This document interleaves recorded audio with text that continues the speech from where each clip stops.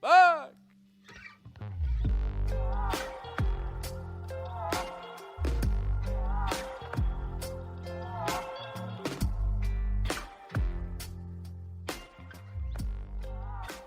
My name is Josh Miller. I own Riverstone Kennels, and I've been training gun dogs for more than 16 years. I have field trialed, I've hunt tested, but at the end of the day, I'm a duck hunter. You might find that the duck in our Duck Dogs podcast is spelled uniquely. The UK stands for my British Labs. I love my British Labs. I love what they offer me, both as a part of my family and the high motor in the field. As you're going to find, I have some pretty special dogs. Follow along in our podcast series here as we talk about both in the field hunting and in the field training situations that will hopefully help you progress with your dog at home.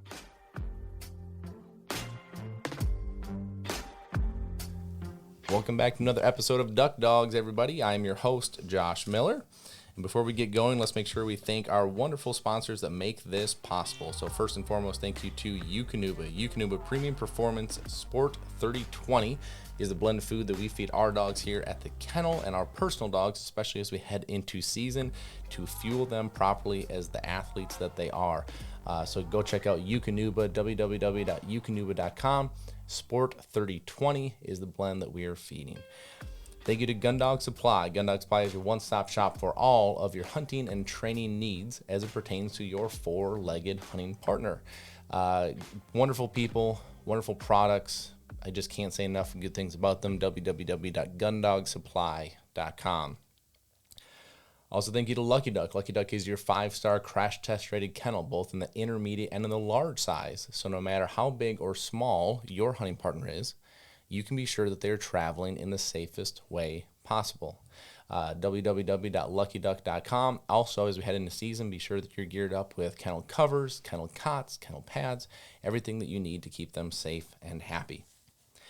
Thank you to Sitka Gear. Sitka Gear is your premium option for your outdoor clothing, and be sure to stock up as you go into season early on. Make sure you get the right size, make sure you get the right gear.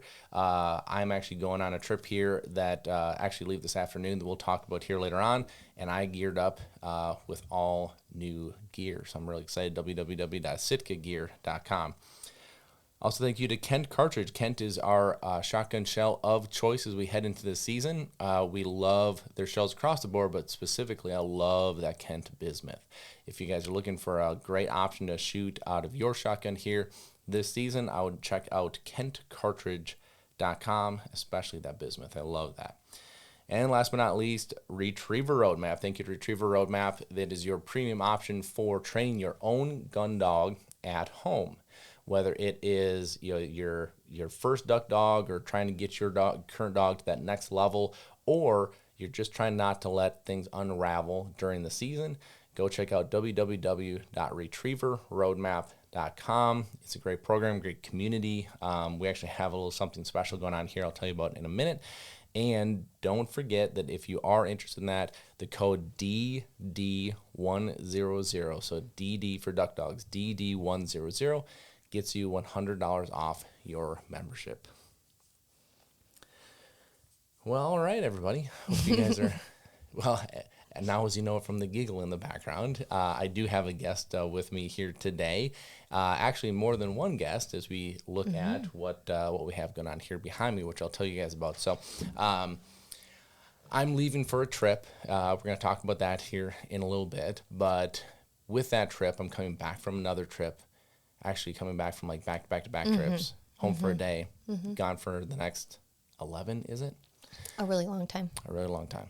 And so we're trying to get a lot done all in one period of time. So what's kind of neat about this is I have brought in the Retriever Roadmap community, and we're doing a live. So we're recording this episode live on the Retriever Roadmap community page to where members can jump in and ask us questions live as we're going through this.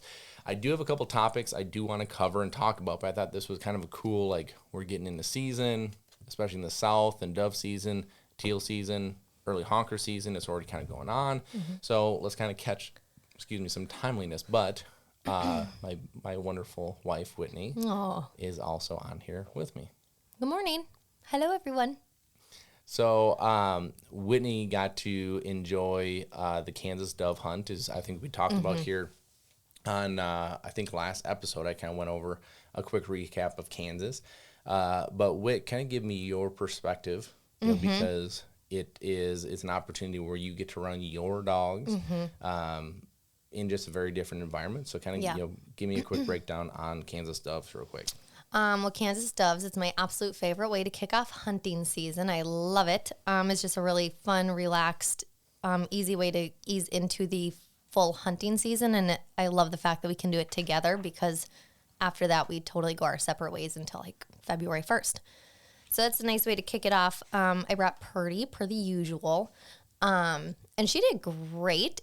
She did really, really well. I actually feel like it was a little harder year with the scenting conditions for whatever reason. I felt that it was a really hot, really fast, not a lot of wind, and it was just a hard season. And her shooting partner really could have used a little bit of shooting practice before we went. Josh always says the birds are very humbling, and I say that is one word to describe those birds as they fly by and you shoot a couple times and miss. But overall, it was awesome. It was so fun. Our client that hunts Clyde, it makes me so extremely happy when I get to see Clyde, who's 9 down there, just doing what he loves with our client. And then I have Purdy, and then who'd you have? Tucker and Brock. Oh, Brock. And so, I mean, it was just a great way to kick off the season. I was so happy with the way that Purdy did. Her and I just make a really, really good team. Mm-hmm. Yeah. So I'm kind of grinning to myself because I talked about some of this stuff, I think, last episode. But John, this is probably one of my favorite parts about that hunt. And quite frankly, all of our hunts, we tend to do them with clients.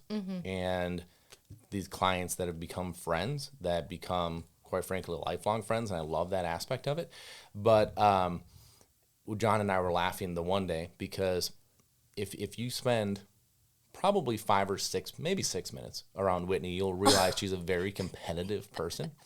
And so what we would hear is boom, boom, mother, boom. Well, you just can't help it. Yeah. You just get frustrated. Yeah, it was hilarious because Whitney she's actually a very, very good shot. I will give you that. Thank you. It was to the point that I had in our first house, at our first kennel, we had this like super awkward small room. Remember in the hallway, which was my office, but it was like you couldn't have done anything else with it. It was so small. And so that's where I had my office. So I'd be on a phone call, and back then it was grinding trying to build the business. It was actually really fun. We had a friend of ours over last night, and he had also built a business, and it was just it was fun to kind of like, we go to his farm, and he had never been to our farm, so he comes to our farm. We kind of had talked about like the moments that sometimes you just can't talk about with people, like the moments that it took to get here, like the sacrifices and the long nights, and the don't know how we're gonna make this work kind of moments. No money in the bank account. Yeah. And so anyway, we kind of had that kind of a conversation with him. But where was I going with this? I completely lost my train of thought. You pulled a Whitney. I know. Well, we were talking about John and the dove hunt. And the dove hunt. I can't remember. Oh, okay, The Office. Okay. Oh, yeah, okay. So we had talked about this. Gosh, I'm telling you, it's one of those days already. So we had talked about the first kennel, because he was our horse vet, which our first horses were at the first kennel, and so he's like, gosh, like, anyways, where I'm going with this is that I would be in that little office on a call, like with maybe a prospective client, like, and I'm on edge because I'm like, if this person doesn't send this dog in, I don't know if we're going to make our mortgage payment this way. And all of a sudden in the background here, boom, boom, boom. And I'm like, what is going on? Well, Whitney's out there shooting trap again. And Whitney got in the bargain cave of Cabela's. Oh my gosh, amazing back when deal. It was actually like when Cabela's had the bargain cave where you can actually go get bargains. Whitney found a Electric. a foot pedal trap Yeah. thrower, and Whitney would be out there shooting. Like I'd love to know how many Like shots. the dead of winter, I'd be out It there. was like there were times that even I was like, okay, Whit, like do you really have to be shooting all the time? Yeah, But so you I are a did. really good shot, but it is really, really funny when actually, you know what? I think I haven't watched the whole video yet, but Brett would be able to tell us. Oh, I God. think in that Oh, one no. YouTube video, Yeah. like Ivan talked about how I was yeah. laughing because I'd hear boom, boom, cuss word, boom, boom, cuss, boom, boom, cuss. Like you were so mad that day. Well, because I did not want to be the last one to get my limit. Like, Yeah, I want to be the first one, not the Not last. competitive at all. Well, I mean, plus I'm there with 3 guys. Like, I want to show everyone up, but see, it's really funny that we talk about this because we always talk about when you have kids, like things have to give, and I think for me, like in that world, like the dog world and the hunting world, like my passion and love for just like shooting and clay throwing and all that, like I totally gave that up because I could probably do it now. Actually, I could have Ava and Cole like sit in the side by side and hit the pedal for me, you know. But I think that was my one thing that I loved that I could always do on my own time. I didn't need anyone else there, but it's something that I just felt was not safe, obviously, to do when I was by myself. But now that they're older, I could actually start back up again. Right. But I think that was my one thing that I really had to give up in the outdoor world, having kids. Yeah, there's nothing easy about the dove thing though, at all. No, but I still want to whack those suckers. I know, but but it's like they're not easy to shoot by any means. And this is where again I think this is a little bit of a recap from last episode, but I think people think because it's early season that it means it's easy, and it's anything but. Especially with like early season honkers. Okay, if you're in a stubble field, or if you're in a cut hay field or something like that, and your dog doesn't pick up or like scent a honker that is laying there like a pterodactyl on the ground, like, okay, be a little concerned. If your dog, especially a young dog, but even the advanced dogs, if they run by a dove, don't be concerned. My goodness, I am sorry about that. That was amateur hour there. Don't be concerned about that because it's one of those things that like there's so little scent on the bird. There is such terrible scenting conditions, right? Like there's nothing in this dog's advantage to, and they look like the ground they're laying in. Oh, yeah. Well, Go ahead. well, I was saying they're so small. And like you got to think about when your dog is exhaling, your dog could literally just be exhaling at the wrong time instead of inhaling. That was actually a really interesting comment that if you guys ever get time, look up Rick Smith. Rick Smith is a very prestigious pointing dog trainer. Back when I was field trialing pointing dogs, he was probably my biggest mentor. Yeah, the greatest guy. Yeah, I mean, to this day, I mean, I know I could call him for anything. He would immediately pick up the phone, and if there was ever anything he could do for me, he would do it. Like, he's just a fantastic person. But one thing that I watched him at a seminar talk about, because everybody gets worried about their dogs, right? So everyone's like my dog, my dog's not catching scent. My dog's not doing this, right? And he literally looked at the guy one time, and he goes, "You realize your dog has to exhale half the time, right?" And I like the guy like stopped and like looked at him like he had 3 heads, and he's like, "This is not easy. Like, stop thinking that this is easy. Like, just because one dog hits it and one dog misses it doesn't mean that your dog is worse of a dog. It's just in this moment, did the wind catch different? Did he exhale versus inhale? Did he like? There's so many factors to this that you thinking that this is easy." Just me, like, it's like the way that that I put it was like, you take who's like a tremendous athlete that I think we all would know. Okay, so you take a guy like Oh, I know, Aaron Rodgers. well, not right now. he's a little gimped up right now. I know it was a joke. Okay, Michael Jordan. Michael Jordan, good example. Okay, Yeah. well, we'll say in his prime, Michael Jordan. Okay. In his prime, Michael Jordan, I think if you followed baseball, you would know. Did you know that Michael Jordan played baseball? I was literally like, are we talking about the same Michael Jordan, or is this another joke? So Michael Jordan also played baseball for a period of time. So his dad played baseball, so he stepped away from basketball to go play baseball. He was not a great baseball player, Okay. right? So would you say that he is less of an athlete? He's the best basketball player of all time. And don't get into the whole LeBron James, Michael Jordan's the best basketball player of all time. I'm just going to, that's a line in the sand. But you put him in a different environment. You put him in, are you going to say he's not a good athlete?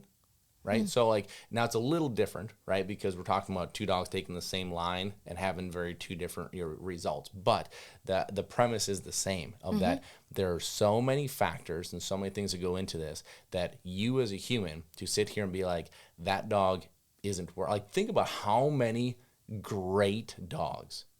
It'd be sickening to know how many great dogs were tossed aside or threw away because what I'm going to say, a less than talented trainer or owner or handler didn't have the talent to get the most out of that dog, and so they were pushed aside. It would be sickening to know.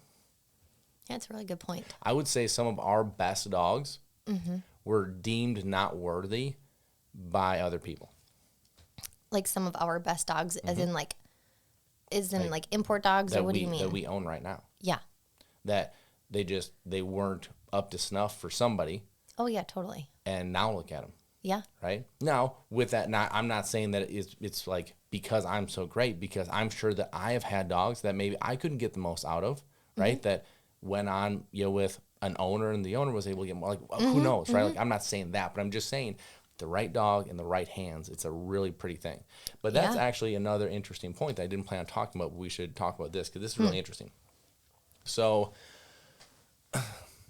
I think there's a point where this is a very difficult conversation, but you as an owner, there has to be a point of, let's just say you are really struggling with something. Let's just say, I'm just going to advance work, right? Like taking casts, blinds, all that stuff, right? And you just hit a wall, hit a wall, hit a wall, hit a wall, hit a wall, hit a wall, right?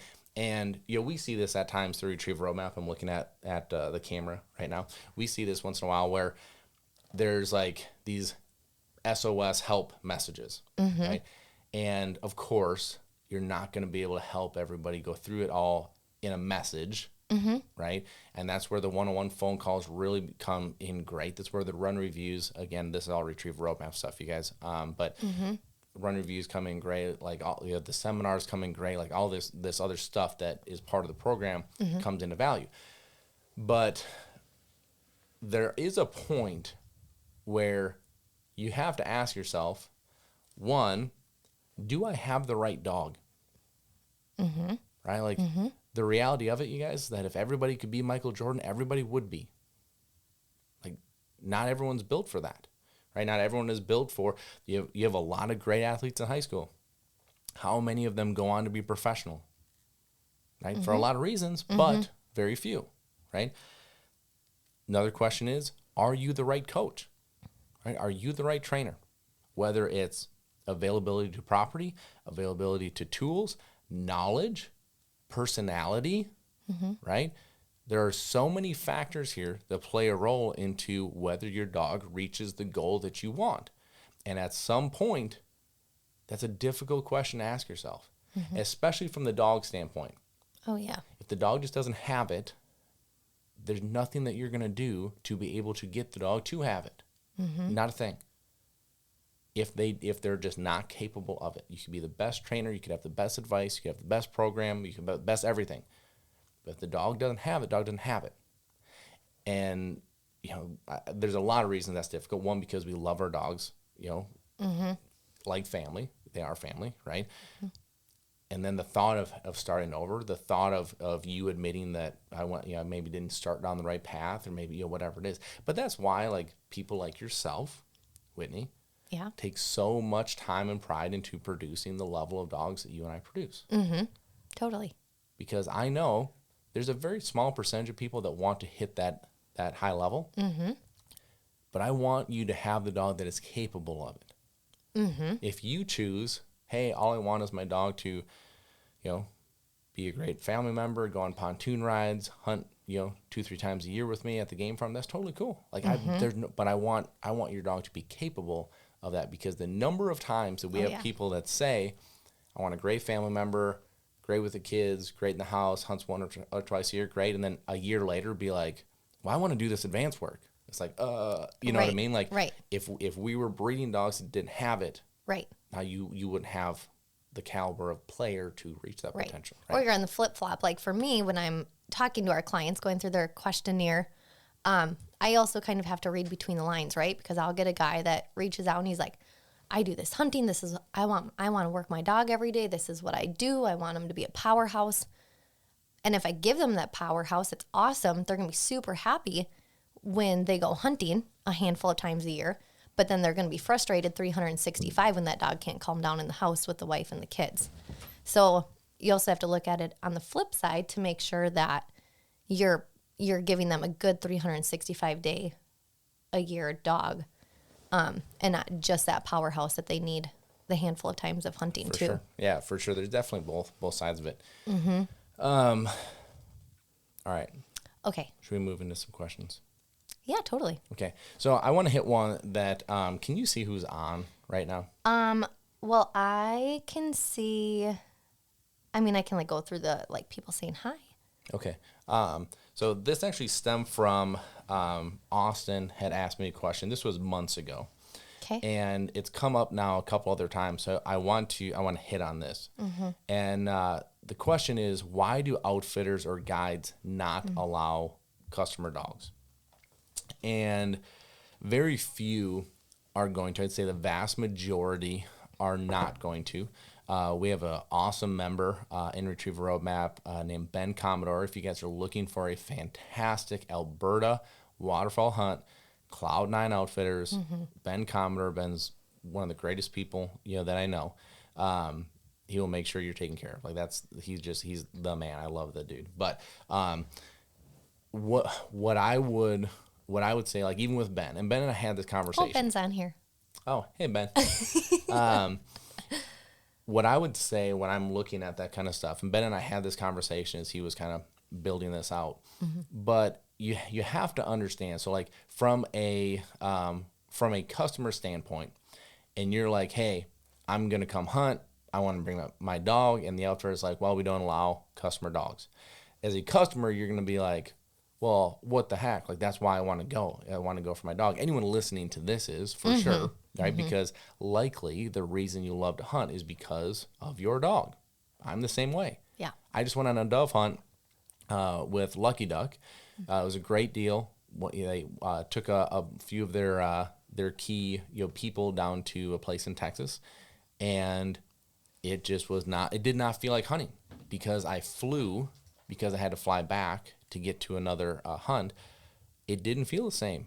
Like without one of my dogs sitting next to me, it just felt like, it was just different. Had a different vibe, different feel, right? So I would expect that most of us on here are in that same boat. So I totally get how your thought would be like, well, I'm not going if I can't bring my dog. Okay, totally get that. But you have to understand from the outfitter's side of things. You have to understand that they are trying to control everything that they can control. And as a waterfowl outfitter in particular, you cannot control the majority of things. You can't control the weather. You can't control the birds. You can't control a lot of what goes on. But you can control certain things. So if you can control if somebody brings their dog, and then you allow that person to bring their dog, and their dog is not as advertised, right? So like as the owner, again, put yourself in the outfitter's shoes. The owner's like, hey, my dog is great. He's under control. He does all this stuff. What your level as an outfitter doing this as a professional level, my expectation is you would have very high level of expectation. You would want steadiness to a T. You would expect honoring. You would expect no vocalization at all whatsoever. You would expect the things that I think most of us expect because it's something that I talk about a lot on here. But I would say 99% of people and their dogs are not going to fit that. As much as they love their dogs, as much as they would like to think that their dogs are that, they're not going to be. So this outfitter has a group of 8 guys in a blind. The one guy has a dog. The dog is being vocal. The dog is breaking. The dog is screwing up birds. Now all of a sudden, that outfitter has to worry about the 7 other people that are paying to be there that the dog is screwing up their experience. Think about that from a small business owner as myself. I can tell you that when something happens, like we just had this not too long ago, dog is supposed to come in for train. The day before, the owner calls like, hey, your dog is just not quite acting right. Took him to the vet. I can't remember what it was, but it shouldn't come in. Okay, totally get that's the right thing for the dog, but for us as a business, that hurts because we are planning on that income. Okay, think about that for an outfitter. If for the next 3 days he's looking at this going like, gosh, like are all these people going to be upset? Are all these people want their money back? Are all these people going to like, that is a huge deal. So those outfitters and guys, they have to control what they can control, and the dog is usually a big part of that. So can I ask a question? Yeah. So, because I've never really been to an outfitter hunting before. Do you usually go with other people that are in the lodge at that time, or do most people try to get a big enough group to only hunt with the people they know? That's a really good question. I think people would love to do that, right? Love to get a big enough group. Yeah, right. And I would say most outfitters too, if I were to be like, okay, so like Ben, if Ben gets with me and is like, hey, I've got 8 spots. And if I was like, all right, dude, here's the deal. If I fill all 8 of those spots, can I bring my dog? Like, that might be a situation where Ben would be like, sorry, dude, if you're watching, I'm not trying to speak for you, so nobody, you'll hold me to this. But it might be one of those situations he'll be like, yeah, if you fill them all. Right. Because then everybody knows you. And then if the dog screws up or is being goofy, at least people are looking at you and not me. Totally. Right? Because you got everybody. Yeah. So in a situation like that, maybe. But I would guess that the majority of times it's like, hey, I've got 2 guys. Okay, these people have 4, and we're going to hunt them together because we have this one field that's loaded, and we're going to hunt together. So especially in that case, like you cannot have a dog from a guy that half the group doesn't know screwing up the hunt. Like, it just can't happen. Right. Or now you have a dog from each group, right? Like now you have 2 people with 2 dogs, and those dogs don't know each other, and then it's a whole what a mess another that would be. mess. Yeah. And at the end of the day, people are not going to go home going, gosh, like that one guy, I wish he wouldn't bring his dog, and I can't wait to come back next year. No, people are going to go, that sucked. It wasn't the experience I wanted. I'm going somewhere else. Totally. And it had nothing to do with the outfitter. Yeah. Right. So, that makes a lot of sense. That's why, and I totally get how, especially in our little world, like us as all the dog owners and dog handlers, that we want that, but we have to look at the other side of it. You really do. So that brings me to kind of another point, which is there's so many questions that come up with upland and waterfowl hunting, and how to do it, when to do it, etc. Right? And I tell people all the time that first season, if you're an upland and waterfowl hunter, I would say to only waterfowl hunt minimum that first year with that dog, because that upland hunting is go out in front of you, and then this is just the reality. The reality is, from our clients and from my people that I see, if you do both, you are going to upland hunt much more than what you're going to waterfowl hunt. Okay, and you might go, okay, well, why is that? And the reality is, and this is where you and I might debate a little bit. Okay, let's do it. Upland hunting is easier. Okay, well, it's not. That did not take long. I wouldn't say it's easier. It is easier. It's Josh, stop it. It's not always. Okay, but you're thinking, you put on some snowshoes and hike in waist deep snow instead of like sitting in your blind eating breakfast. Whitney's being like, you fat ass. Wait, stop. No, it's convenient. There's a convenient part of it. You can go anytime you want during the day, 7 days a week. It's very convenient. That's why I do it, because if you are gone traveling, it's convenient for me to load up the dogs while the kids are at school, and I can go and do that. And that is what I meant. I didn't mean That's easier. what I thought. Yeah, I didn't mean Take it back. easier. You usually, just so everyone's aware, usually when Whitney and I argue about something, we argue and then we compromise and we agree on whatever Whitney said. 100%. That is marriage. Yeah.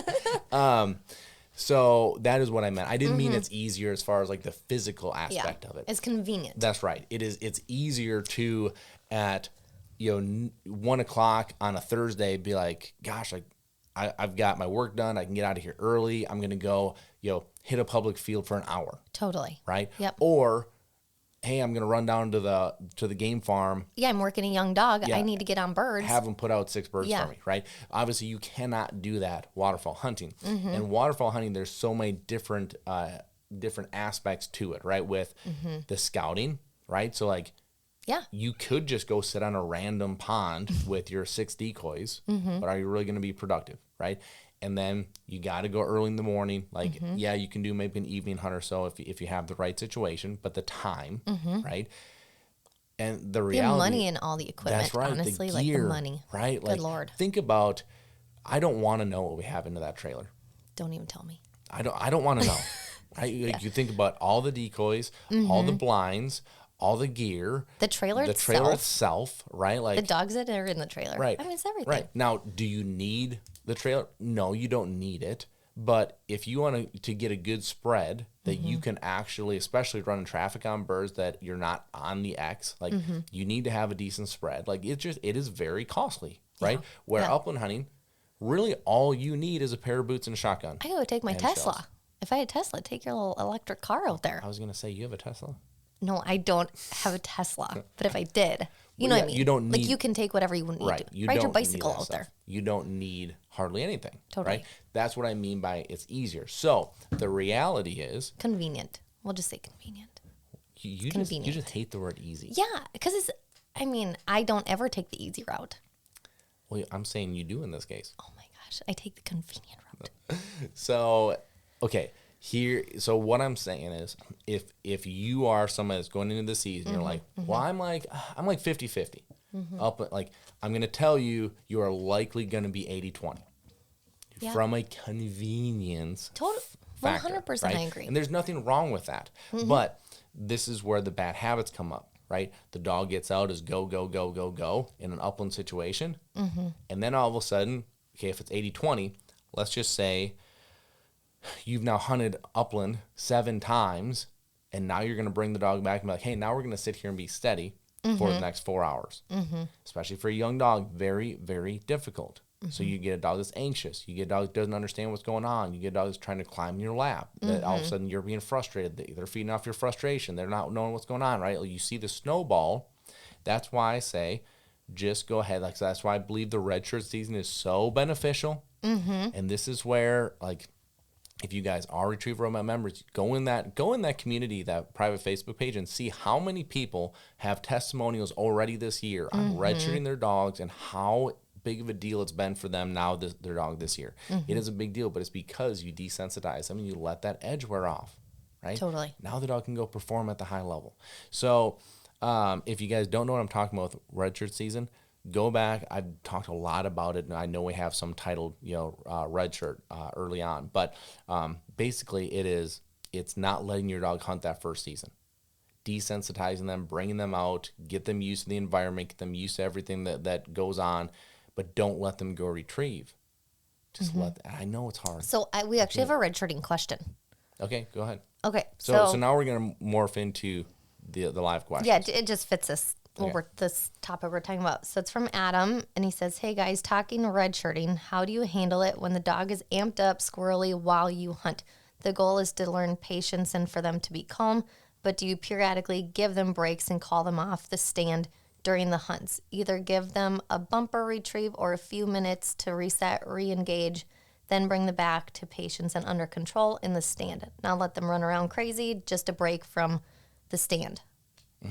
Yeah, so I think this is where, for me, I would be trying to read, and okay, this is a prime example of where sometimes these answers are kind of tough because there's a lot of factors that are going to go into this, right? So my first question is, what caused the anxiousness? Yeah. Right? Was it right off the bat when you got out of the truck to where you're like, okay, this is already getting to this point. I need to go do an obedience session. And because of this, I'm going to sit back. All right. So we're not going to sit up with the group. We're going to sit 50 yards back, 100 yards back, right? And just watch. And then gradually move in, right? Is this something that it was after the shooting? So the dog is anticipating going to get a retrieve, okay? In my training now, it tells me I need to work on more refusals. I need to work on more desensitization into maybe it's the multiple shots. Like there's got to be something, like pinpoint what it is, right? And then the hard part with this is that this answer is going to revolve around what is triggering that. Totally. Right? So find what the trigger is and then work backwards on it. But, I mean, kind of like a broad stroke answer to this, I believe, would be that this is where you as the handler, you're always reading the dog, right? So the dog is telling you what's going on all the time. So, like, will I take my dog for a walk? Maybe, right? Maybe if I'm just looking at him being like, you need something. Like, you need to go walk, you need to go do something. For me, I probably, now again, don't know, like, to each their own, right? So your dog, I probably wouldn't be doing retrieves because I feel like that would probably jack the dog up more, right? Now, maybe you feel otherwise. Maybe you're like, I've seen this in training, and if I just give one retrieve, it chills them out. Okay, then do it, right? Like, this is where your dog to dog is so different. What about, can I ask? Okay, so what if it's another dog? Would you just start to hunt them by themselves and then you go and get the retrieves? You're saying the other dog is What like, if there's two dogs, right? And you're red shirting one and you're hunting the other. Is that okay? Well, so if you remember last year in North Dakota, that's what I did with Solo, right? Like So- Solo sat, Clyde went and got the retrieves. Yep. And I specifically picked Clyde because Clyde is less competitive than everybody else is, right? So like even Brock, you sit another dog next to Brock and he's going to be on his toenails more, just who he is, right? So I didn't want Solo feeding off of that energy. So I used Clyde, who's super chill. Yep. And then the hope is that we just, we morph more of that. So yeah, that to me, that's where, again, situationally, if I'm reading that it's the other dog, which a lot of times, especially if you've never trained with that other dog, likely going to add some anxiousness, some excitement, right? Yep. It's where I roll with it. So yeah. Maybe also try using a different, like if you're using an open stand, use an enclosed stand, more like a kennel type of a situation. Good. Yeah. You know what I mean? Again, it just depends, but those are some ideas. Yeah. Okay, good. Okay, wait, hang on. We had one up here from John Harris. Oh, he wanted us to talk about some gear that we recommend, which can be pretty broad, but gear. John, I can't remember if it was John. Somebody has recently asked. I think it's a good one about going through like a Sitka breakdown. I can't remember, John, if this was you or not. Just like they have so much stuff. What is it that I need to get, right? And we should do that one. We should break that down. A great one. Before season for sure. But the hard part is it depends on what you're hunting, where you're hunting. Season. Right? There's a lot to it.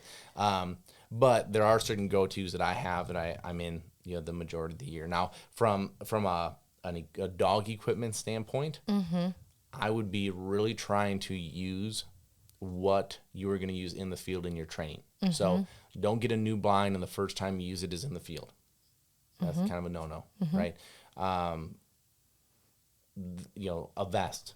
Don't have it be the first time you put a vest on, the first time you go out in the morning of. Right? Or like booties if you're upland hunting somewhere. Like don't put boots on your dog and expect them to go run. Yeah, for sure. They'll look like a clown out there. Speaking of that kind of stuff, our good buddy, Dr. Joe Spoo. Yeah. If you guys are on social, go check out the Gun Dog Doc, DOC, Gun Dog Doc, because, Joe's doing some really good stuff around just in the field care. And I feel like there's a tremendous need for this. And he's doing a good job getting out there, whether it's like the last ones I saw, like were seeds in the eye, how to handle that, pads, getting beat up and tore up, how to handle that. I mean, first aid kit and how to build it out, really, really good stuff. So the Gun Dog Doc, would be a really good one to go to. Yeah, I've loved following along his new series of stuff. It's been really, really helpful. Okay. Let's do, well, people are wondering if we have a Strike Force 2024 date yet. So we're hoping to have that date by January 1. We potentially, if you guys attended Strike Force, so if you don't know what it is, in Retriever Roadmap, we have strike teams. So we have individual teams across the country that are basically training groups. So for free, you can go attend these training groups, and you just have to be a member. Yep. And it's been a great, to me, it's been the best part of the whole program. But it just gives you an opportunity to train with other people, new area, all the stuff. When it also can allow you to see other ways people are training their dog. If they have a different way of doing something, that if something's not working for you, then like going back to what we talked about earlier. Yeah, I mean, just different a lot ideas. of benefits. But the Strike Force is bringing everyone together with the opportunity to come together and do a big group training. This is where we brought our friend Lewis in from overseas to kind of give a whole different perspective on some things. Like, it was a really cool thing. We're running, if you went last year, we potentially have an issue with property. If you guys remember John, it sounds like he may be selling that property. And selling it for a price tag that I cannot touch, or we cannot touch, or don't want to touch. I mean, it's a very high dollar deal. So we have some things we need to work on to kind of button that up. But I also have a few things that I am going to do for next year that would be additional to that. But I kind of want to time it. Yeah, secret. But I kind of want to time it with when that, at least one of them. That is. So, but we will, hopefully by January 1, we will have a date for the year so that everyone can plan and get their time off work and all that kind of stuff. Yep. Okay, we have a really good one here that we don't talk a lot about, and I feel like a lot of people are not educated on this. But Alex Skype said, along with dog health conversation, what are your thoughts on stomach tacking to prevent stomach flipping, which I feel like a lot of people don't know about stomach flipping, which is so interesting, but it is something that's kind of just swept under the rug or something that we just don't talk about. But I think it is a really important subject to talk about leading into the hunting season. And so stomach flipping. I was going to say, you should talk about this because you're way more educated on the health side of things. Yeah, so stomach flipping happens when your dog eats. I think it can also happen when they drink a lot of water right before, right after exercising. And so what happens, to my knowledge, is that when their stomach is full and the dog is running, their stomach can flip and it cuts off all blood circulation. It's usually fatal by the time you can catch it. And so it's one of the reasons why we actually feed in the evenings only when dogs are in for training, because you have to wait at least 2 hours after they eat before doing any type of exercise so you don't risk stomach flipping. Like I said, it's usually fatal by the time you catch it, but there's this surgery that I honestly don't know a lot about. I haven't done the research into it, but there's a surgery where you can actually, what do they do? They sew the stomach to the inside lining, is it? So it physically cannot flip. I have no idea what the long-term effect on that is, or if the stomach is supposed to be able to naturally move a little bit. I have no idea. I'm not educated enough on it. But stomach flipping. That's where the Gun Dog Doc would be. Yeah, you need to look at the Gun Dog Doc, Joe Spoo. But it's one of those things that if there is something that you can prevent, that is like the number one thing. So if you're going to feed your dog a breakfast before you go out hunting, then it should be a very small amount, and make sure that they are not running at least 2 hours after they eat, and they should have like a cool down for at least an hour before they eat. Because what happens is if you're running your dog, you're training your dog, they're hot, they're panting, their stomach is also going in and out as they're breathing, which can also cause the stomach flipping as well. So it's one of those things that a lot of people don't know about, and I think it's a very high percentage of dogs that are killed from this every year. And people don't know about it until it's too late. And it's one of those things that once you see the concern happening in your dog, and I think it's that they're vomiting, very lethargic. What else? I don't know. Just, everything that you don't want to see in your dog, basically, it's too late to try and catch it. Well, why this is such a important thing to look at, too, is because, there's just not a lot of education around it. Who we had out at our place yesterday was Dr. John. Again, if you guys you went to Strike Force, Dr. John is a horse vet. He had a dog die from stomach torsion, never even knew. He's like, did what? Not even know. So. He said, and it's one of those things that we literally feed our dogs and put them in their kennels and will not let them out for at least 2 hours after. And you think about it, if you have 2 dogs at home, you feed your dogs and then you let them go play, run around in the yard, and it can happen that easy. It's not that you have to go run in a pheasant field or something like that. It can happen right at home in your yard. For sure. Yeah, for sure. So if you heard some clicking in the background, what I'm doing is, because I think it was John, somebody has asked me 2 or 3 times to do, just kind of give me a quick breakdown of what I need, Sitka wise. Yep. And, I haven't done it, but I'm going to do it right now because, you're right. There's just so much stuff. You go to just waterfall here. So John, he responded back. He said, I'm an upland guy for the last 3 years and getting into waterfall this year. I'm down by Janesville, Wisconsin. Gosh, man, I'm sorry, John. If it was whoever it was saw me at Oshkosh and was like, hey, could have been. Yeah, it could have been. So, okay, so here's what I got going on. There is basically a combination that I will wear for the vast majority of the season. I'm going to kind of break that down for you here. So, first off, really want to make sure you have your layers, right? So from the inside out, so make sure that you have your, I'm just trying to find here, whatever,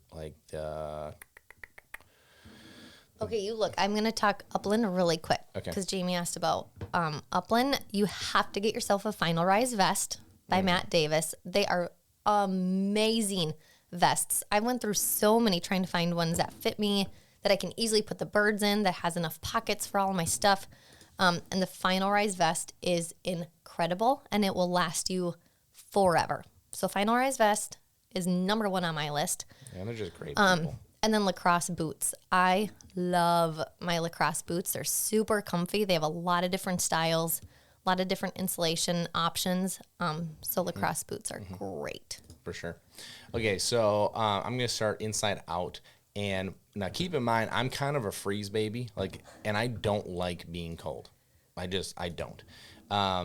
So inside out, I go with the heavyweight bottoms. And I just wanted to find what the legit name was, just so that we had it here. Heavyweight bottom. There you go. So the heavyweight bottom is my go-to for my bottom piece, and then I like going. Let me find it here. I just want to make sure that I'm not naming everything, because you're right, there's 8 pages of stuff on here. You could do I do love that there's a system builder on here. I really love that. Yeah, Patrick had talked about that on here. Yeah, because it makes it great. So the grinder hoodie, I love this thing. And so basically it's almost like the heavyweight top, if you will, but I love that it's got a hood. I love the style of hood because it's kind of form-fitting to your head. It's not this big, bulky thing.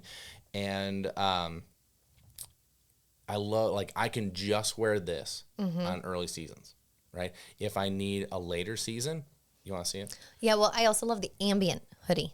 Okay. Because it's got the nice Sherpa. Yeah. Sherpa inside. But I can also use this as a layer if I want, to go heavier, later in the year. So, grinder hoodie, and then for a pant, I want to say it's the grinder pant, but I want to make sure that's gradient. I'm sorry. Yep, gradient pant. And so that gradient pant is, it's going to have insulation in it. I just want to see if it has any photos here of it. So it's got like the wader bottoms, you know, so it's got like the straps on the bottom. So when you go into your waders, it doesn't bunch up. So I love that. And then it has like a nice kind of a fleece feel on the inside, which is very comfortable. And again, I don't like being cold, so I like being warm. And so that gradient pant, and then I'll usually get a vest of some sort. And I just like having a vest available, you know, for over that grinder hoodie. Honestly, that is what the majority of the season, that is what I'm going to hunt in. Now, like, you know, you could go additionals like the wading jacket. Absolutely have the Delta wading jacket as a rain, you know, option. You can't go wrong. No, the really. Delta waders. Like, if you're wondering, is it worth the $1,000? Absolutely, it's worth $1,000. I get it; it's expensive. I totally get it, but it is worth it. Like, if you're in waders as much as we are, for sure. I mean, it's well worth it. You know, so it's really just kind of finding what's right for you. But what's nice about it is, like, I'm looking at right now the plan, you know, Sitka Build Your System, and I've never done this before. But if I go to, all right, so I'm going to go to waterfall. I go next, and then it says, you know, all right, what do you hunt? Cut fields, flooded timber, open water, right? So cool. let's say cut fields. What are the conditions? Hot, cooler, cold, right? So I go in the middle and say cooler. What are the weather conditions? Wet, dry, windy, snow. So I'm going to say wet. Oh, it doesn't let me choose, you know, I'll say windy. Okay. What's your style? Shotgun and a blind. And then recommended system. And it literally prints out. Wait, this is neat. I've not done this before, right? I know, it's so super like, cool. here's your, you know, base layer, mid layer. Oh, so look at this. What's the base layer? Heavyweight bottom. What's the mid layer? Grinder hoodie, which is exactly what I said. Insulation traverse hoodie, which, I mean, I get it. I'm just not a full zip guy for some reason. I love the pullovers, you know. And I would agree. The traverse hoodie is a full zip. And then your outerwear: Hudson bib, Delta wading jacket, grinder pant, like literally. Josh knows everything, his everything. stuff. Well, I don't That's know good. that, but it is really neat. So I would recommend super going nice. to that. Yeah, I'd recommend going to that. That was really neat. So, cool. What else we got? Well,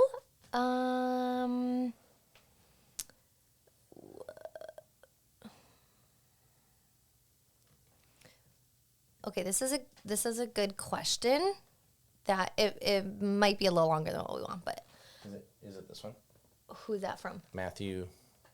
No? Okay. But Go ahead. okay. This says from Wright. He says, how do you build, train, drive in your labs for flush dogs? Okay, say that again. How do you build / train, drive in your labs for flush dogs? For flushing. Yeah. Yeah. Probably comes a lot with the breeding Yeah. and confidence in the field. So is this Wright? Yeah. Bynum? Yep. Okay. So first off, Wright is pretty freaking cool because he played against Trevor Lawrence.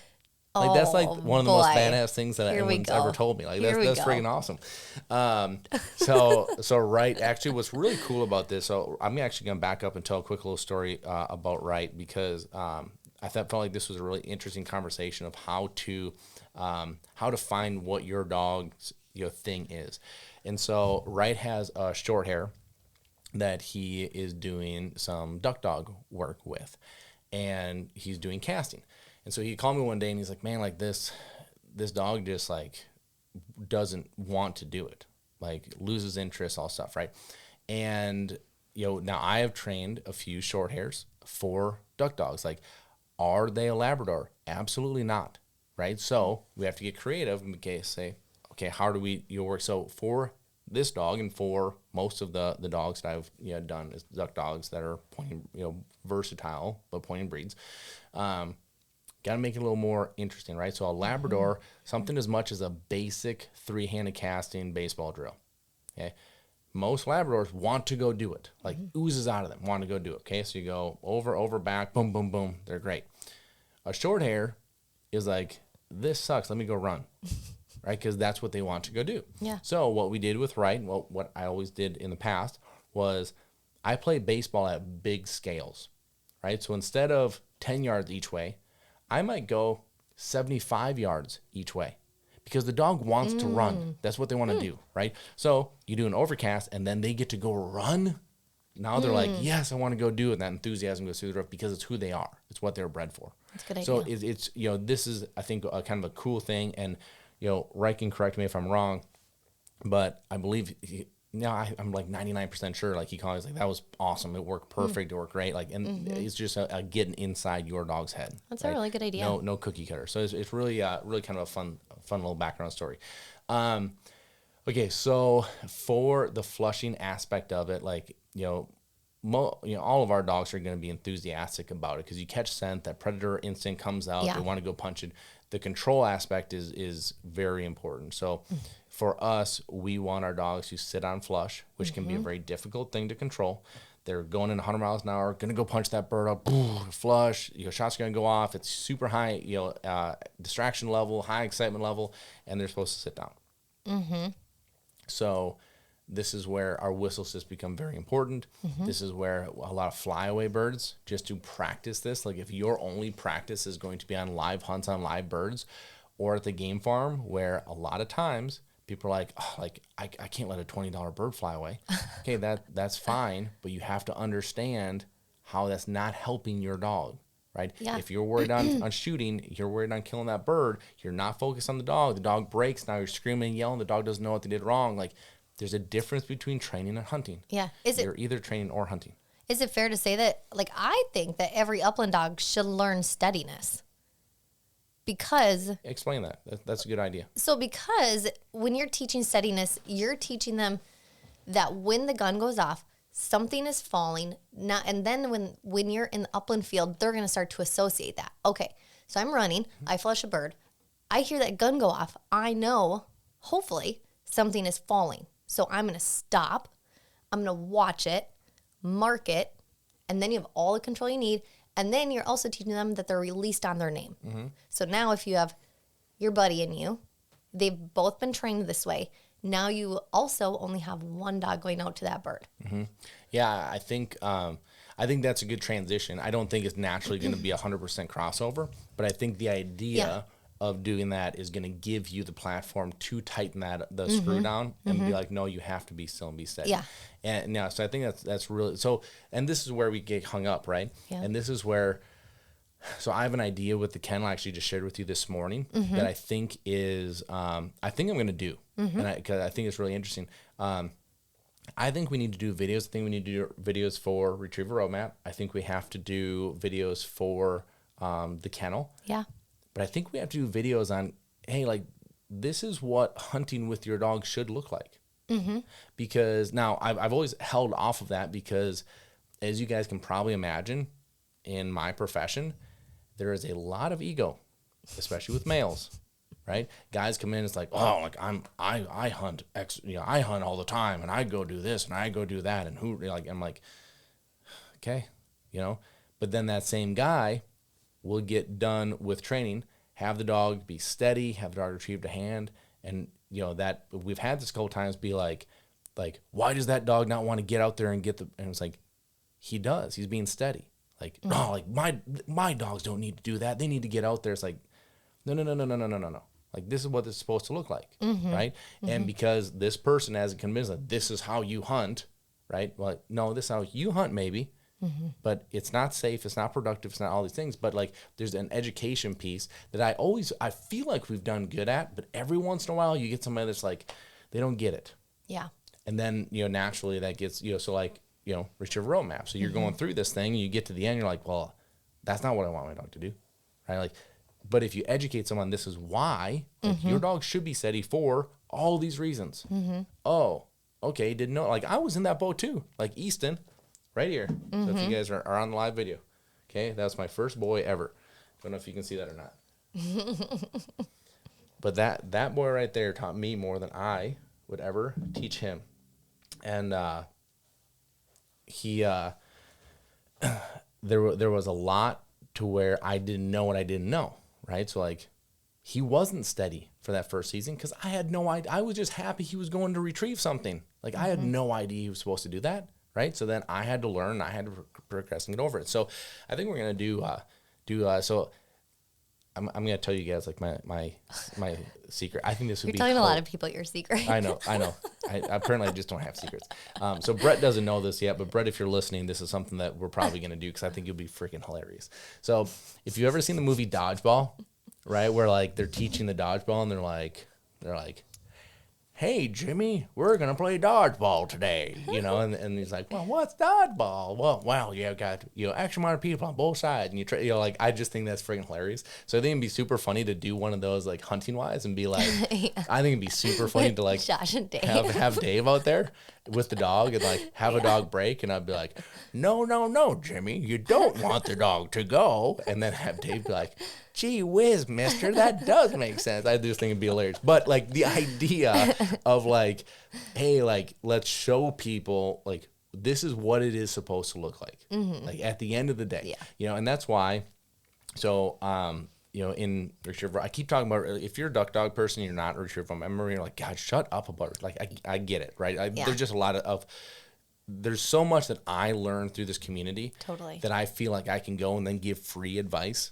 to everybody else on because I'm learning this, right? Yeah. So I'm not sitting here trying to be Mr. Salesman at all. I'm just like, I'm trying to take that actual live experience, then replicate it and give free advice, on this platform. And so, like, one of the things that I've learned through that is, like, we do show a lot of dogs that have not been through something, right? So, like, it looks like a rodeo. It does. Like, because the dog has no idea. Like, we're literally taking a dog from scratch and building them up. But we have to, and we learned this, and that's why so much of this is now this too, we have to use dogs that have been through to at least show people this is what it's supposed to look like. Like, okay, so this is heel. This is what it's supposed to look like. Boom. Show the drill looking good. Okay, but then also have the drills looking like absolute messes. Because this is likely what it's going to look like. It's not going to be that perfect thing. That's what my knock on these DVDs was the DVD shows the perfect, like, here's a 9-year-old dog that we're going to take and we're going to show you this is how you teach your dog to heel. This dog is healed for 9 years, right? Like, this is not going to look the same. So you watch it on the DVD, you go outside and do it, and you're like, what in the world is this? Right? Like, I want to show that because it's real and show how you get over it. But I did learn quickly that you also have to show what it is supposed to look like. Because if this is your first time doing this and you don't know, you got to know what it's supposed to look like. Well, yeah, you have to know what your end goal is going to look like. Yeah. Because it's going to help you along the way. Yeah, for sure. So, what else you got? It's good. Okay, well, how about, this is a good one from Derek Mum. And he said, what is the biggest thing you noticed as a handler in going from your first dog to your second dog? He said, as Oakley is my first ever dog, I feel like he's taught me way more than I've taught him. We're excited for our Riverstone puppy and just curious what you noticed as a handler when you went from Easton on forward. Yeah, the biggest thing was that, okay, so if you have your first dog or your second dog, or quite frankly, your third dog, okay, you're probably sitting there thinking, like, this is the dog of a lifetime. You know how many times I hear that? Like, everybody's had a dog of a lifetime, right? Yeah. I literally just said that to you about Purdy the other day, and you're like, why do you think that? No. And I meant it as in, like, I'm interested to know why you think that, right? Everybody should think that. Yeah. But the reality is that the reason that dog 2 is likely going to be better than dog 1, or dog 3 is likely going to be better than dog 2, is because you are going to be a better handler. You are going to be a better coach. You are going to use what your first dog taught you and go apply it to the next dog, and so on, right? As long as you have the right mindset, that's where you're going to go. Now, the people that get spoiled are in a little bit of a disadvantage, I believe. Okay, so Alex. Okay, I'm gonna pick on you, Alex, because, like, Scout is a dog of a lifetime. Like, that dog is the real deal, right? And then you have Rip, who comes up behind him, and I think Rip is wicked talented. I think the dog is going to be an absolute powerhouse, but he matures. Like, Alex and I talked about this when Rip went home. Rip, at the same age as Scout, is a different dog. Totally. Just mentally. Yes. Right? Just not matured as much, not as, like, Scout was a dog that was always older than his years, right? So, like, he just always looked like an older dog. He was always dialed in. He was always just who he was, right? Now, Alex is the right person. Like, I think the absolute world of Alex. I think he's one of, like, I would call Alex, and I actually have in the last week called him about something just to pick his brain about something, right? And he actually was good enough to actually not only have the conversation with me, but then to send me a follow-up email to give me more. Like, he's one of the best people, and I love Alex to death. Great. Again, client who's become a very good friend. Yeah. Like, love that. If Alex wasn't the right person, okay, this is where go back to the beginning of this conversation where we talked about how many people have thrown away dogs because they don't, like, this dog's not good enough, right? So these two dogs are very different. These two dogs are both very talented. These two dogs have the same level of ceiling. But Rip is a different mature. So if Alex was the wrong person, he'd be going like, this dog isn't anywhere near Scout. Like, Scout's so much better. Scout's so much, like, yeah, apple, like, you're not comparing apples to apples here, right? It's an apple to an orange. So this is where, this is why I say your mind, if you handle it the right way, your mind has to be right. Because if it's not, if it's not, you are going to forget. Like, our brains have a way of remembering and glorifying the positive things. Yeah. And then repressing and trying to forget the negative. How many times do you hear, somebody's dog is 10, they get a new puppy, and they're like, gosh, like, I forgot about all the puppy BS. This puppy has so much energy. Right? Blah, blah, Yeah, blah. puppy has so much energy. The puppy's going to the bathroom in the house. The puppy, like, it's like, no shit, Sherlock, it's a puppy. Right? But you forget it. For right? sure. And if it's been 10 years, Yeah. like, you forget it. Right. And so that's where it's really interesting. I don't want to dig down the brain side of it, but, like, selective attention is such an interesting thing. Kyle and I, Kyle has been on this podcast, literally had this conversation yesterday because I took a picture at the local supermarket. You ran in. I thought it was Kyle's truck. Yeah. Right. So I sent him a photo. He goes, that's actually not my truck, but now I see, he's like, I thought I had the only truck like that, and I see him all over town. Selective attention is your brain prioritizes what is important to you. Yes. So before, the black Silverado wasn't important to him, so he never saw it. Now it's important to him, he sees it everywhere, right? 100%. And so it's interesting how this could translate over to the dog side of it, of like, hey, like, that puppy stuff, it's not important to me anymore, right? Because we're past that point. For the next 9.5 years, I don't think about it. So then I come back like, oh my gosh, really? I got to go through all this puppy stuff again? Yeah. It's really an interesting thing. It is an I won't dig into it because I would go down an absolute rabbit hole. But we'd be here for the next 4 hours. Yes, you would. All right, what's next? I have a wrapper stuck between my toes. Gosh, you are something else. Okay, what's next? Okay, we have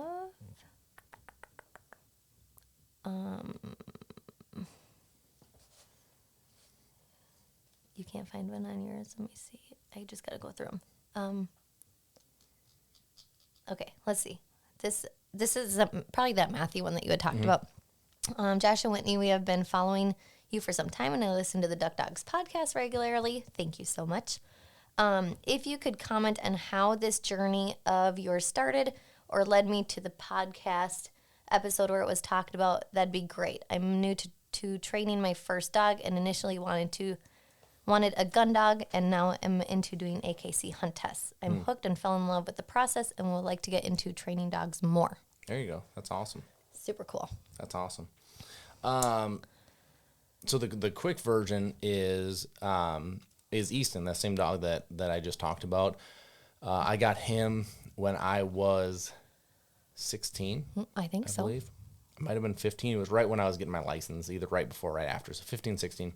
And I just wanted a dog to go duck hunting with because, my dad really didn't duck hunt. And because of that, my brothers really didn't duck hunt. For whatever reason, I just fell in love with ducks and wanted a dog to do it with. And so I got Easton and read all the books, watched all the DVDs, trained Easton like crazy, but just randomly in a Sportsman's Warehouse dog aisle, ran into a guy that happened to be the secretary of the local retriever club, invited me out to a training day. Had no idea the level that I had Easton trained at until that point, right? It's like, you don't know how you shoot free throws in your driveway as a homeschool kid, never go play organized basketball, and then in 8th grade you go play with the team. Like, you don't know how good or not you are, right? Until all of a sudden there's a measuring stick, and that's what happened. And Easton was way, like, I thought he was good, but he's like way good. And so they're like, oh my gosh, you gotta campaign him, you gotta do this, you gotta do that, and that's what got me hooked. Probably very similar, Matthew, to what you're talking about, right? Like, it's easy to get hooked, especially if you have a good dog. It's easy to get hooked and wrapped up into it because it's fun, it's exciting, you meet great people and all that stuff. So it's a really fun thing. My biggest thing that I did is I went and I mentored under a bunch of different people. And that's where I got to, like, Rick Smith, who we talked about before. He's one of the guys that I got to mentor under. And it was literally like he was doing a seminar circuit. And were we together at this time? I'm sure we had to. I went to one of them with you. But I went to a bunch of them. Yeah, you did. A lot. And I actually told Rick, I called him. I said, I cannot afford to go to this, but I will do everything I can work-wise to work it off, right? So I'll be the first one there. I'll be the last one to leave. I will set up. I will tear down. I will go get lunch. I'll go do anything that I need to do just to be able to attend it. And that's what he did. Like, one of the many things that Rick has done for me in my life, like, that was one of them. He let me attend every single one of those for no charge. And I think he charges like $1,000, yeah, for 2 days. Yeah. It's probably more than that. It's probably like $1,500-$1,600 for 2 days, now that I think about it. Anyway, it was a huge deal for me. And but that was, like, I've had many different mentors of mine that I could say have done things like that. But that's how I got into this. And then starting the kennel is actually really funny. We were talking a little bit about last night of, like, you start the business and you have no idea where your next paycheck is going to come from. You have to work like crazy and grind like crazy, and, like, believe in yourself. Send up a couple prayers. Yeah, I mean, it's funny. Like, now people be like, oh, like, must be nice to have this. Must be nice to go to that. And it's like you, like, come on, man. Like, you didn't see the sleepless nights. You didn't see the stress. You didn't see the sacrifice. You didn't see, like, one of the biggest things this was actually interesting to talk about. We literally lost friends because we didn't go out to the bars on the weekend. Yeah. Because we were working. Like, we had a goal. We wanted to build this business, which took an unwavering focus. Yeah. And most of our friends did not understand that. And so we literally lost friends over not going to the bars, which hindsight was probably I don't want to say, like, positive thing that we lost them. It was just a growing. Great people, but, like, just growth. It was good for us. Yeah. Right? Like, separate yourself from things that could weigh you down, and that's sometimes difficult decisions. But we will have to do a full podcast episode on, like, how, like, all of the growth of Riverstone.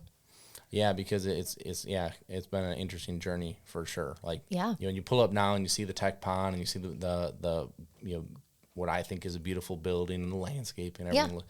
Yeah. It was a journey for sure. Yes, it was for sure. So, and we're still happily married. Yeah, that's right. That's priority number one for sure. So I don't know if that answers the question, but we should do a full one on it. Yeah, we should. It'd be great. All right, how much time do we have left? Are we near the end? Well, see what else we have. Okay.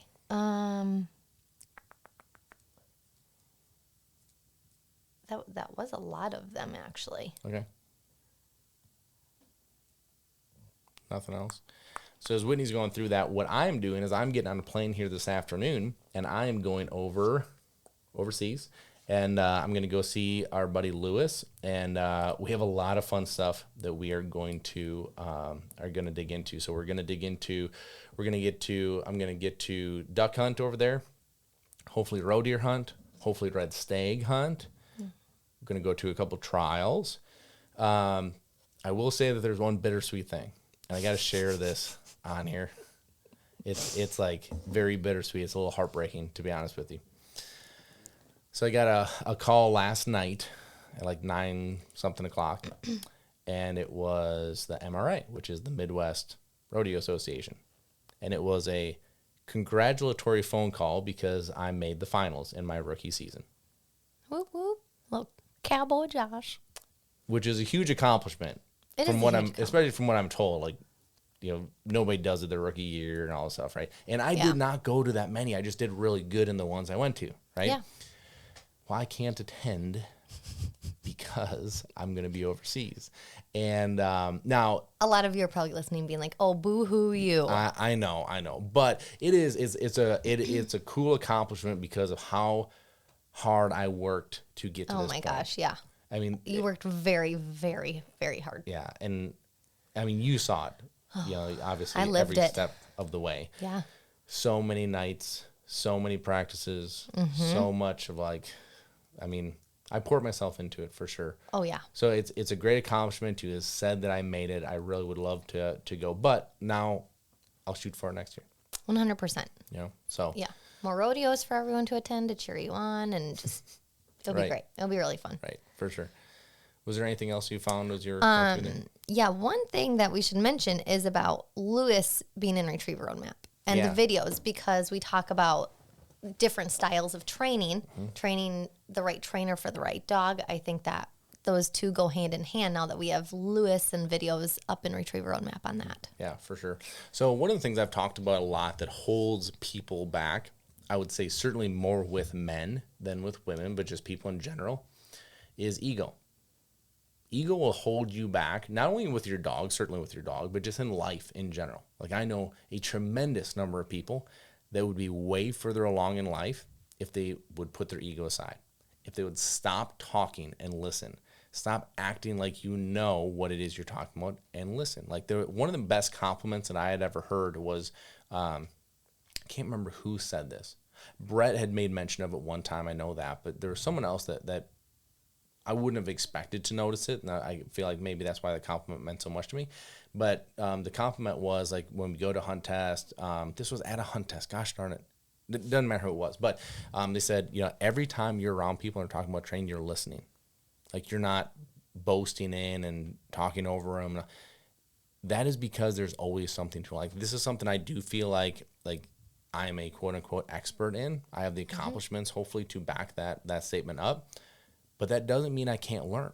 That doesn't mean I can't take someone, like even someone that is very new to this and is sharing an experience, like I can still learn something from that experience. And I've seen this a lot, like in whether it's training groups or whatever it is, like people that are on their first dog that have no real background, like are trying to coach and tell other people what to do. Like, just stop. Shut your mouth. Take a step back and listen. The one of the things that I heard a quote one time that I love that was, it was something to the effect of like, if you want to find the most intelligent person in the room, listen to who talks the least. Really, It's true. And there's a lot of truth to that. The person that's up there is likely trying to overcompensate for something and is likely trying to hide something and likely has no idea what they're actually talking about in a lot of situations, especially a group setting. Like I actually am to a point now that I want to find the person that's talking the least and pick their brain because they likely have something I want to hear. And so ego, where I'm going with this, is the whole premise of Retriever Roadmap was to give people routes and find the best route for you to accomplish your goals. And where I'm going with this is like, I don't want to have an ego. I don't want to be like, you have to use my way and my way is the best way. And I'm going to coach you through this because guess what? The way that I got to my way was learning from many different people and people that I love to, like Rick Smith. We talked about Rick a few times on here. I genuinely love Rick. Love him. But there are things that he does that I don't use because I don't like, and I don't like the approach, and I don't like how, like, that has nothing to do with him. It just doesn't work for me, right? So I found a way from Rick Grant that I like that better in this section, so I plugged that in, right? So there's so much to be said about finding your route. So the whole thing of bringing Lewis in was, here's a completely different perspective. Here's a completely different thought process, completely different approach. Does that work for you? Like, he uses a clicker. I do not. I'm not saying don't use one. Like, if it works for you, here, this is the way you do this, right? Walk you through it. I don't, right? Like, it's not a right or wrong way. It's what works for you, right? So, yeah, having him in there has been a really neat deal. I love the different perspective. I love the fresh take. There's a lot of new in there. I just love the new routes. Yeah. I think it's a really cool opportunity for people to see different options, all while getting to that same destination. For sure. Yeah. 100%. It's really, really neat. And that's the deal, right? Like, yeah. We're all trying to get to the same destination. It's just which route you're going to take to get there. 15 minutes slower, 15 minutes faster. Yeah. And I would say all the generally same. slower.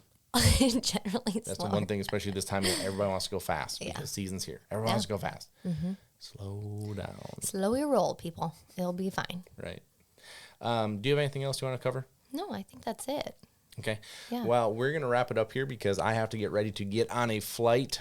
I think I've got like 9 hours to Paris, layover in Paris, and then another 2.5 or 3 to Edinburgh. And then I will be in Edinburgh and doing that whole deal up there. So That'll be fun. I'm jealous. I'm crying inside that I you can't were go. supposed to go. Well, I'm sorry that I have 2 children. I'm just home. I'm just saying. I just don't want people thinking that like I neglected. No, having Josh to did go. not neglect me at all. We tried our hardest for both of us to be able to go, but it just wasn't in the cards this time. That's all right. So, all right, everybody. Well, hope you guys liked this. Hope you guys liked this on the live part of it. And hope you guys have a fantastic rest of your week.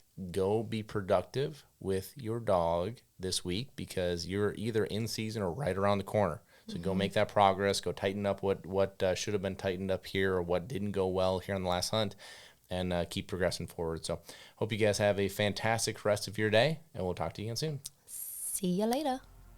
Thanks for listening. Be sure to follow us on Facebook and Instagram. Leave us a review on iTunes, and a special thank you to DUK because without them, we couldn't do what we do here, bringing this information to you.